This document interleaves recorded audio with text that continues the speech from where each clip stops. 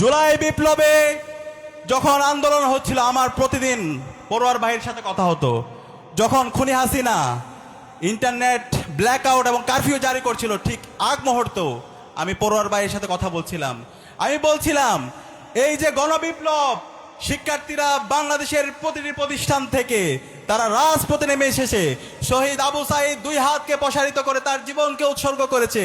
শহীদ ওয়াসিম, শহীদ আলী রায়হান থেকে শুরু করে সারা দেশের মুক্তিকামী ছাত্র জনতা রাস্তায় নেমেছে।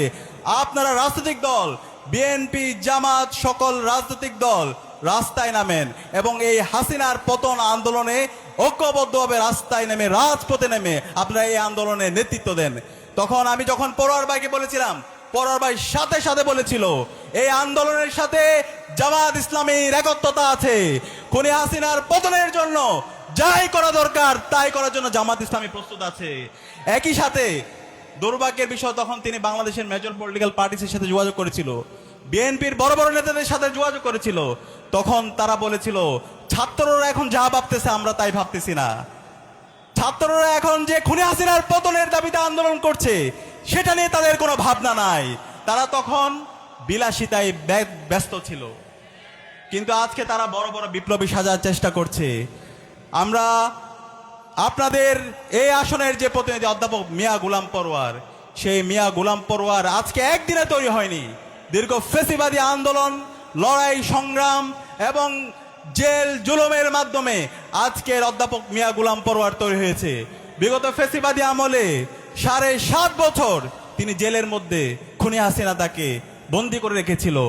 দিনের পর দিন, বছরের পর বছর বিভিন্ন মিথ্যা মামলায় অধ্যাপক মিয়া গোলাম পরোয়ার ভাইকে নির্মম নির্যাতন, নিষ্পেষণ করা হয়েছে, রিমান্ড দেওয়া হয়েছে।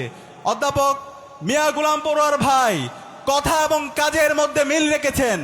তিনি যখন এমপি নির্বাচিত হয়েছেন তখন দেখিয়েছেন কিভাবে কল্যাণ রাষ্ট্র প্রতিষ্ঠা করতে হয়, কিভাবে মানুষের মুক্তির জন্য কাজ করতে হয়, কিভাবে কৃষক, শ্রমিক, মজুর থেকে শুরু করে নারী, পুরুষ, ছাত্র সবাইকে একসাথে নিয়ে কাজ করতে হয়, কিভাবে ন্যায্যতা নিশ্চিত করতে হয়। আপনাদের এই অঞ্চলে ওই সময়ে প্রায় 350 কোটি টাকার তিনি কাজ করেছেন, কিন্তু একটা পয়সার দুর্নীতি তার বিরুদ্ধে কেউ তুলতে পারে নাই। আমরা এই ধরনের নেতা চাই যারা তাদের কথা এবং কাজের মধ্যে মিল থাকবে। অধ্যাপক মিয়া গোলাম পরোয়ার এমন একজন নেতা, সরকারের যে বাজেট আছে, আপনাদের ম্যান্ডেট পেয়ে অধ্যাপক মিয়া গোলাম পরোয়ার ভাই তো নির্বাচিত হবে ইনশাআল্লাহ। নির্বাচিত হওয়ার পর সরকার থেকে যে বাজেট পাবে তার চাইতে 10 গুণ বাজেট তার ব্যক্তিগত, তার পার্সোনাল ক্যাপাসিটিটা আপনাদের জন্য নিয়ে আসবে ইনশাআল্লাহ। এবং আজকে আমি এই ঐতিহাসিক গণজমায়েত থেকে আপনাদের থেকে জানতে চাই, আমি এখান থেকে ঘোষণা দিচ্ছি ইনশাআল্লাহ অধ্যাপক মিয়া গোলাম পরোয়ার ব্যাপক ব্যবধানে জিতবে ইনশাআল্লাহ। এখন আপনাদেরকে ঠিক করতে হবে কত ব্যবধানে জিতবে ইনশাআল্লাহ। সেটা আজকে যে গণজমায়েত, এখানে ছাত্ররা উপস্থিত হয়েছেন, যুবকরা উপস্থিত হয়েছেন, শ্রমিকরা উপস্থিত হয়েছেন, মজুররা উপস্থিত হয়েছেন, আপনাদের কাজের উপর ডিপেন্ড করবে কত ব্যবধানে জিতবে। আমি চাই বাংলাদেশের সবচেয়ে বেশি ভোট পেয়ে অধ্যাপক মিয়া গোলাম পরোয়ার খুলনার ডুমুরিয়া এবং ফুলতলা আসন থেকে বিজয় হবে ইনশাআল্লাহ। অধ্যাপক মিয়া গোলাম পরোয়ার তিনি শুধুমাত্র একজন শিক্ষক না, তিনি শ্রমিকেরও নেতা। দীর্ঘদিন ধরে এ অঞ্চলের মানুষের, শ্রমিকের মুক্তির জন্য, তাদের ন্যায্য অধিকারের জন্য তিনি কাজ করেছেন। আজকে আমার সামনে এখানে আমাদের মারা আছে, বোনরা আছে, নারীরা আছে, তাদের অধিকারের জন্য তিনি কাজ করেছেন। আজকে আমরা বিভিন্ন ধরনের নারীদের এম্পাওয়ারমেন্ট নিয়ে, তাদের অধিকার নিয়ে বিভিন্ন ধরনের বয়ান শুনতে পাই, কিন্তু এই নারীদের এম্পাওয়ারমেন্টের যারা কথা বলে তারাই নারীদের উপর বিভিন্ন ধরনের শোষণ করে। আমরা এই নারীদের, আমাদের বোনদের প্রকৃতপক্ষে আমরা তাদের নিরাপত্তা নিশ্চিত করতে চাই।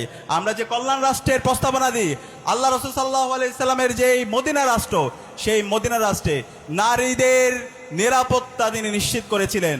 1450 বছর আগে নারীদের যে নিরাপত্তা নিশ্চিত করেছেন, এখন পর্যন্ত বর্তমান সভ্যজীব দুনিয়া ওয়েস্টের যে নারী অধিকারের কথা বলে তারা এখন পর্যন্ত সেই নারীদের অধিকার নিশ্চিত করতে পারে নাই।